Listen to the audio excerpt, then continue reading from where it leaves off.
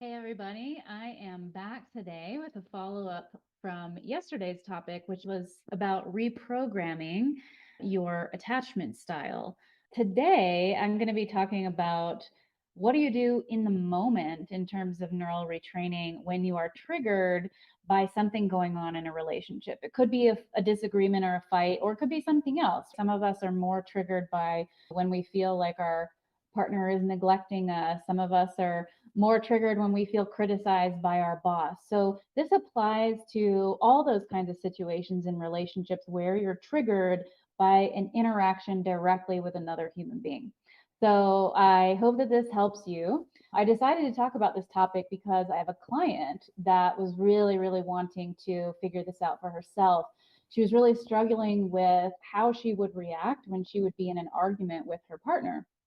And she noticed that she tends to get extremely dysregulated when she and her partner fight, and it can last for days or even longer. So for her, this was a really big deal in terms of her own mental, emotional, and physical well being.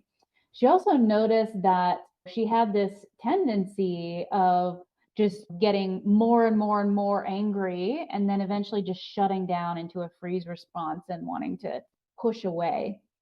And she noticed that her patterning was wanting her partner to fix her feelings, basically like make it all better for her or pull her out of it. But the reality is that that doesn't usually work. He can't always do that because he's either equally dysregulated or she's so high on the scale that nothing works. And I'm going to explain why that is today and why it's so important for you to regulate your own nervous system when you're struggling with an interaction and agreement. That is the most important thing for you to do first and foremost before anything else, before any other conflict resolution can happen.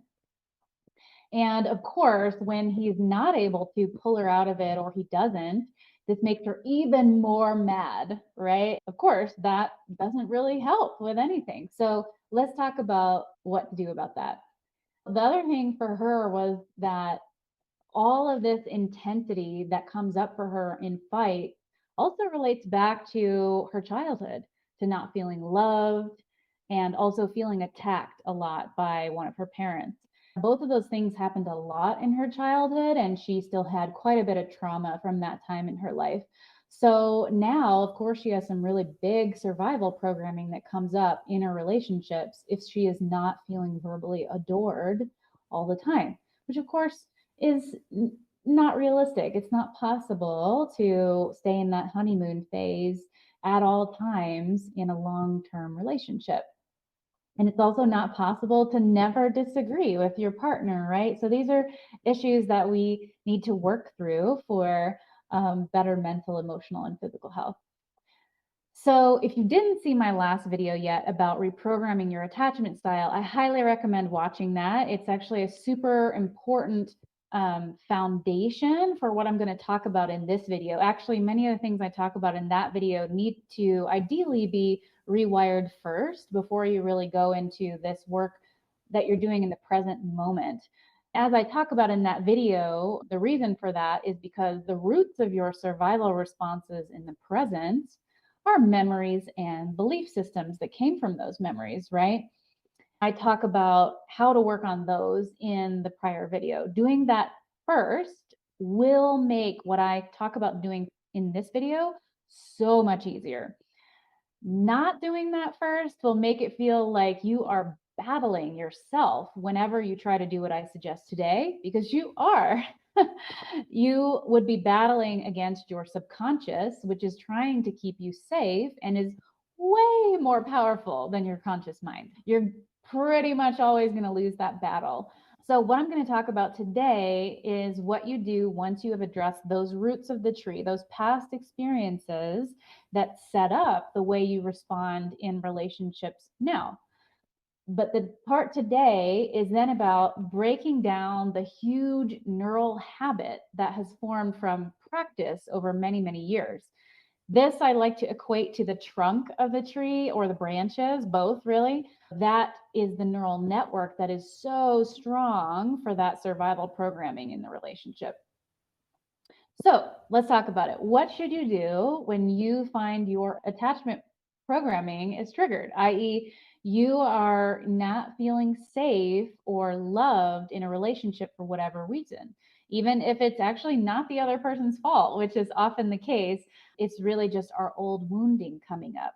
But that is what I mean when I say triggered. It means that there's a sore spot, there's a sensitive spot, and somebody poked it, and then boom, you explode into this survival response. So, what do you do when that happens? Whether it's an argument or you're receiving constructive criticism or you're feeling neglected by your partner, or maybe it's actually a work relationship or a friendship, that's okay. This can all apply there too. So, first of all, I just like to make this sort of special note or disclaimer that you first have to decide whether what is going on in that relationship is largely just an internal trigger, that wound that somebody accidentally poked unknowingly, and then boom, you explode into fear, anxiety, or anger and rage, or a freeze response where you just shut down and go internal, right? So you've got to make the determination if that's what's happening or if something really unacceptable is happening in the relationship, right? If there is abuse going on or intentional neglect or something, then that probably warrants at the very least a conversation. And in cases of abuse, typically leaving the relationship is the best thing to do. But, even if it is more of a conversation worthy issue, the best thing to do by far is to do what I'm going to say in this video first before you even have that conversation, because the conversation is going to go much better if you're starting from a point of a regulated, calm nervous system.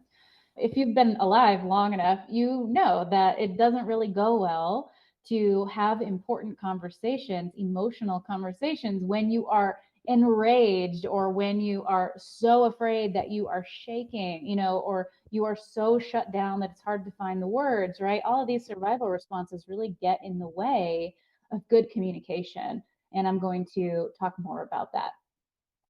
So if none of that is going on, it's not abusive, intentionally neglectful, or something like that, and your old childhood wounding is just coming up and you're ready to reprogram the rest of it, this is what you do.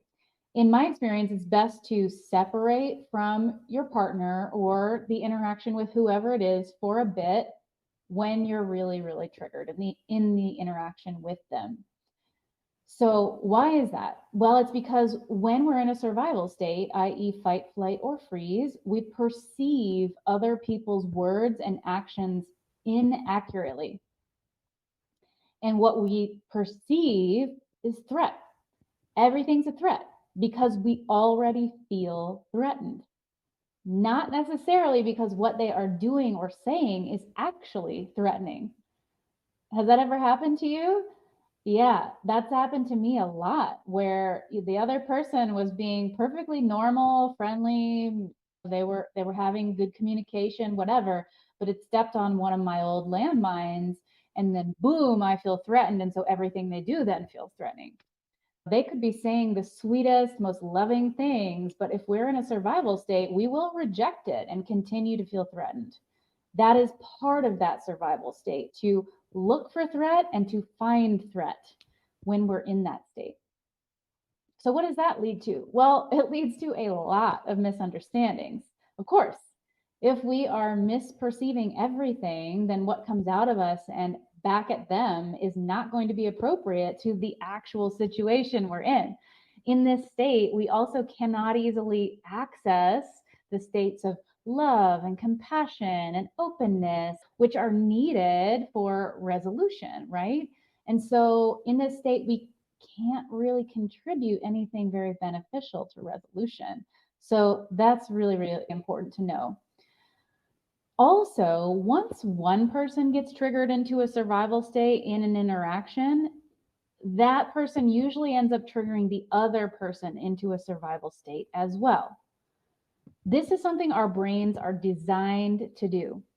When we sense threat from another person, and it is a threat, it is a threat, I should say, if the other person is in a survival state, right? This is what the brain is designed to do. It goes, oh, you are showing signs of being angry right now. That's not safe for me. And so boom, your nervous system turns on that survival state too. we pick that up from other people almost instantly in their tone of voice, in their facial expressions, in their body language, their words, and other things too. This flip where the brain goes, oop, that person doesn't seem safe right now, and turns on survival in you, it's not conscious. It isn't a choice. It is happening without your conscious control. That doesn't mean that if you're aware of it, you can't shift back. You can, but most people don't have those skills, right? So just assume that if you get triggered and flipped into survival state, that it's going to do that to the other person too. And once both people are in a survival state, misunderstandings really explode. And now you're just going around and around in a trigger fest. Does that resonate with you? Have you been there? Yeah, it's not productive in the slightest. And a lot of times we unintentionally do a lot of damage to our relationships when we're in one of those states and we continue trying to interact in one of those states. Maybe it goes without saying, but since the other person in the interaction is the perceived threat, according to your brain, it is very difficult to reset your nervous system back to that calm, healing state known as safe and social while you're in that person's presence. That makes sense, right? The danger seems to still be present. So why would your brain let down its guard? Yeah. So that is why it's so important to separate yourself from the interaction to reset your nervous system. And in that context, you can actually show your brain that you are safe, that your partner or your workmate is not a tiger, just a domesticated kitten. So I will acknowledge right now that for those people with an anxious attachment style, separating during a disagreement with your partner may feel like you are going to die. And I laugh about that only because it's obviously not true. You're not going to die, but it feels like you're not going to survive unless you resolve the conflict immediately. But I also want to acknowledge that feelings are not facts, right? And that just isn't true. So please do try what I am saying, what I'm suggesting, even if it feels like, oh, that'd be impossible for me. I have actually done this with many people with anxious attachment styles. And when they do all the stages of things that I recommend for rewiring this patterning, they absolutely can do it and they get really, really comfortable with it over time. It just takes a little practice and a little convincing of your brain that it is safe for you to take that separation and address your own nervous system by yourself. So, how do you go about removing yourself from the interaction? Well, if it's somebody that you are close to, a family member or your partner, I recommend being real with yourself and with them and saying something along the lines of, I'm just really triggered right now. It's not really your fault, but some of my old issues are getting triggered. And I need some time to go reset my nervous system so that I can have a calm, rational, and even loving conversation with you. If it's an acquaintance that you don't normally talk about emotions with, just excuse yourself to go to the bathroom. They don't need any more information than that. You don't have to be vulnerable with them. You can just do what you need to do for yourself and for the interaction to then improve, right? So once you're on your own, you can use a neural retraining process. There are many different types that may work in this context to get your emotional reaction or your survival reaction down to a 0. You do not want to go back to the conversation with that person until you've gotten your number all the way to 0, ideally. Because if you don't get yourself all the way down the scale to a calm state, when you go back to the interaction, you're likely to get triggered again pretty quickly. So that's my recommendation, and it comes with a lot of personal experience. Remember that this programming is coming up because some part of you from childhood is feeling unsafe in the relationship, in that particular interaction. So your primary goal with the neural retraining process that you choose is to show your brain that you really are safe. And telling your brain by talking to yourself, like saying, I'm safe, it's okay, blah, blah, blah, that almost never cuts it by itself. So, just skip that part or at least include it with other techniques that really, really work for you. And the reason why I'm such a big stickler about working your way down the scale is because a lot of people will do one thing, they'll talk to themselves, or maybe they'll do a little tapping or something else, and then they just want to jump right back into life. And they don't even check to see, oh, am I still kind of upset about this when I think about it? So if you do that, then obviously you haven't fully addressed the issue, right? And so what that means is that when you go back to the interaction or back to life, it's going to come back up. It's going to come right back into your face at some point, right? So you might as well deal with it in that moment and really be accountable and make sure the process that you're using is working to get yourself all the way down to zero. And if you haven't done the prep work of working on your traumas and issues from past relationships, including with your parents that may have set up why you're responding so intensely in a issue in your relationship now, then you may not be able to get yourself all the way to a zero in that moment. So that's why I really recommend you do that groundwork first, ideally. But, even if you haven't gotten to it yet and you want to try this in the midst of an intense situation, that's okay. Just know that you may not get down to a zero. You might get down halfway and then plateau. And that would be expected because if your subconscious still has all these references from the past about why you should not feel safe in this situation in the present, then it will keep you in some of a survival state. I know that to some of you who have not used these tools before, that may sound impossible to get your emotional reaction down all by yourself. It's because you don't really feel safe, right? And so you think, oh, how could that possibly go away? This feels so unsafe and it feels unnatural to feel safe right now, right? But that's just your programming. That's just your subconscious doing its thing, playing that old tape over and over again in your relationships. And maybe you feel like a victim in this scenario. And so you want the other person to apologize or even grovel to help you let it go. But let's be real, is that really what you want? I had this type of patterning in relationship most of my life. And I learned it from my parents, who were always the victims of each other, were always fighting, and really didn't have any skills for conflict resolution or dealing with their own emotions. And so when I started rewiring this pattern in myself, I did not do the prep work. I'll just say I did not work on my memories from childhood ahead of time. But what happened is I really started watching what was going on inside myself in those moments. And I started questioning what was real and what was just my feelings, right? Not the truth, just how I feel. Those two are different a lot of the time. So I would watch my thoughts go, he's a jerk, and I can't believe he said that, and he clearly doesn't love me. If he did, he could never say something like that. Right? I was quite a drama queen in my head. And things like, I can't let it go unless he apologizes and proves that he loves me. Well, those thoughts were not really true. And they were setting up a really toxic pattern in my relationships. I always was expecting the other person to fix my emotions when I would get really triggered. And that's ridiculously unfair to the other person, especially when our own patterning is more of the problem than they are. And of course, over time, if you are always expecting the other person to solve your emotions, it breeds a lot of resentment, right? People don't want that role. Nobody wants that role.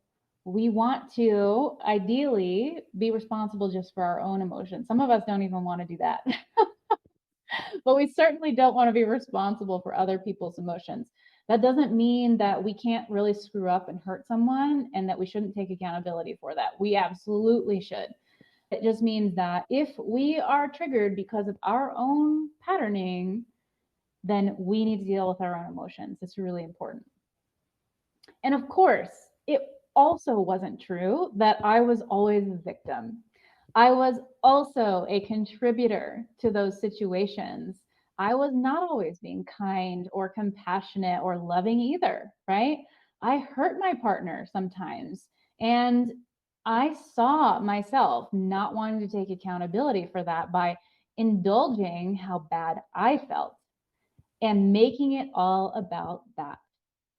And we tend to do that as humans when we're in a survival state. It's like we get tunnel vision and all we can focus on is what we feel threatened by.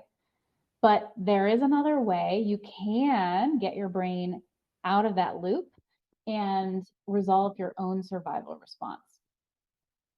When I really asked myself, what do I truly want right now? You know, in this situation, it was, this is with my partner. So, my answer might be different if it was with somebody else. But with my partner, it was always, I just want to feel loved, connected, and safe. And I want my partner to feel that too with me. Right. So then I asked myself, well, how am I contributing to that? Holding on to anger, resentment, blame, victimhood, or whatever other feeling was coming out of that survival response was not contributing anything to us getting back to that better place. It was just prolonging our separation, our disagreement. So, in the name of taking accountability for creating what I want, I had to ask myself, how can I contribute positively to creating the love and connection and etc that I want and that he wants going forward? What that led to is the realization that first and most importantly, I had to address my own emotional state and nervous system reaction in that moment. I had to do it for myself. I had to take accountability for what my emotions were doing and soothe myself all the way back down to that calm, safe, and social state in order to be able to contribute anything loving or healing to that situation. And then I started using neural retraining tools on my own to do that. And in the beginning, especially because I was doing it unguided, it was slow, it was challenging. I had not addressed those roots of the tree yet from my past. So I could feel myself battling my subconscious desire to protect myself at all costs. And that pattern of trying to overprotect myself in these situations and relationships is also how I destroyed a lot of relationships previously. So I had to be really honest with myself about that. And that was a good motivation to do things differently in future relationships. But lo and behold, I was able to get myself down to a zero a number of times in situations like that where I was in a fight with my partner. And each time I did that, the next disagreement resulted in less and then less and then less of a survival response in me each time. And I started to remain calmer in disagreements and be able to see my partner's perspective more easily and not just be knocked over and knocking him over with my own overwhelming emotional response. So it was very, very freeing to our relationship and to me. This process, I like to think of as the slow breaking down of that neural habit or the trunk and branches of that toxic tree. So as I did that, I also began planting a new tree. And what I mean by that is growing a new neural network for how I want to feel in those situations going forward. For me, I wanted to feel calm, I wanted to feel loving and compassionate towards my partner's feelings. And I reinforced this in my neurology by actually accessing those feeling states while I rewired the old response. I like to call that adding new data to the old neural programming, which is literally what we're doing. So, for that to happen, we have to actually feel those feelings. This gets easier to access as we work our way down the emotional intensity scale from being triggered. So it's pretty hard to go from really, really triggered directly over to, oh, I feel calm and relaxed. I'm sure you know that. You've experienced that. It's pretty hard to do if you're very triggered. But what does work is as you come down the scale in the trigger, then it's easy to go up the scale with the good feelings. So That's what I found work. I also wanted to start to perceive, i.e., believe these situations with my partner to actually be good opportunities for our relationship, opportunities to understand each other better, to get better at conflict resolution and repairing our bond, and potentially even bring us closer. So, how can we teach the brain that and actually feel it to be true? Well, you're not going to get there until you reduce the emotional intensity of that trigger. So, that's number one. That has to happen first. However, as you do that, perceiving the situation in another way becomes much easier. As I think I've shared before, beliefs are just thoughts that are linked to a really strong emotion. So as we think these new thoughts, the things that we want to think and perceive about having a disagreement with our partner, what we need to do then is intentionally link those to really positive feelings. And the way that we do that is by feeling those really positive feelings right after we think that thought. And then we think the thought again, and then we feel those feelings again. We need to actually access the feeling state, not just think about feeling that way. And if you do that in a number of times in short succession, you do little repetitions, very short ones, then you can actually create a pretty strong link between those emotions and the thought. And then the thought really starts to feel very true because the emotions attached to it are what are making it feel true. So that is really, really good for your subconscious because it will then start to reference that perspective as your new default whenever a disagreement occurs. And that's the goal. So we teach this, and we also have guided processes for doing this in the Wired for Wellness program, and it works really well. So I would suggest getting an experience with a professional before you just play around with it. It's tricky if you've never done it before, but once you know the process, it becomes pretty simple. There is another really important thing I want to teach you about how you can improve your relationship as you heal your attachment trauma. And it was a total game changer for me and my husband. It's all about making the transition from fixing to creating. So I'm sure you may have noticed that our societies are obsessed with problem solving, and we apply that even to ourselves and to other people. So we judge ourselves and others as not good enough in some way because of XYZ. And then we think we need to be or they need to be fixed in order for us to be okay, right? So if you've ever applied this way of thinking to your romantic partner, you know not only does it not work, it actually is pretty damaging and not so great for relationships. So when I first got married, whenever we would get into a disagreement, we would go around and around in circles trying to hash it out, like basically go over what had happened and point out the other person's wrongs, thinking that if they could just see our point of view, it would resolve the situation. Well, it didn't. It never did. Why? Well, because we were both so entrenched in our survival response, we could not see outside of our own protective perspective. Beyond that, it did not work because all we were doing was pointing out the other person's faults or inadequacies. And somehow we thought that would lead to resolution or feeling close again. I mean, it's kind of hilarious actually when I think about it now, but it is like the default way that many couples are trying to resolve things in relationships. And if you've tried, you know it doesn't work. It just that is not the approach that really gets the job done. So what's the alternative?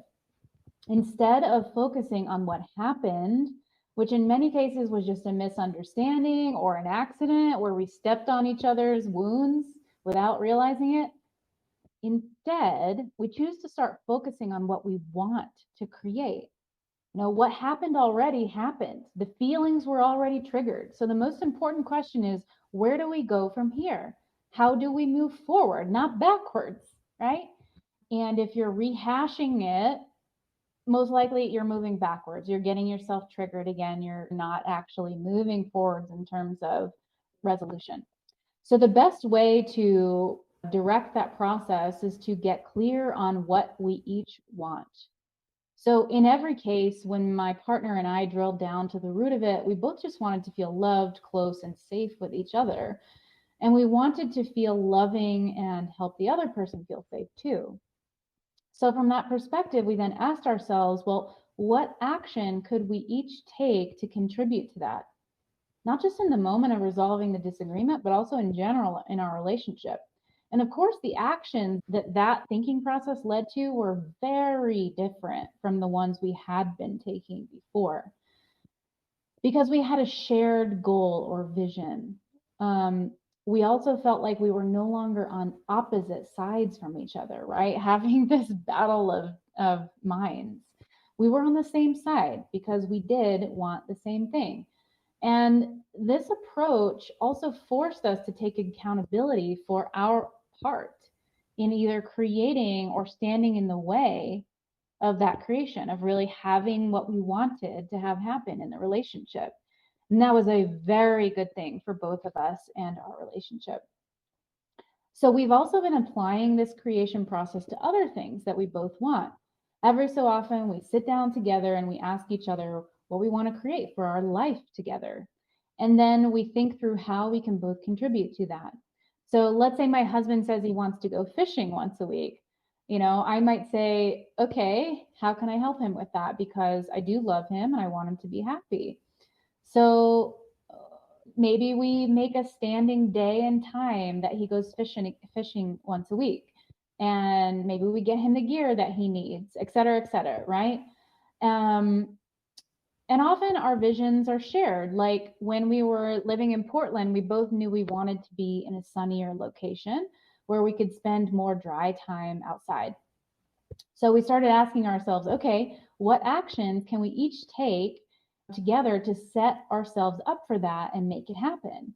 So my husband started looking at job postings and I started looking at houses and various places we might be open to living. We started looking at what those other locations had to offer in terms of outdoorsy opportunities and other things that we like to do.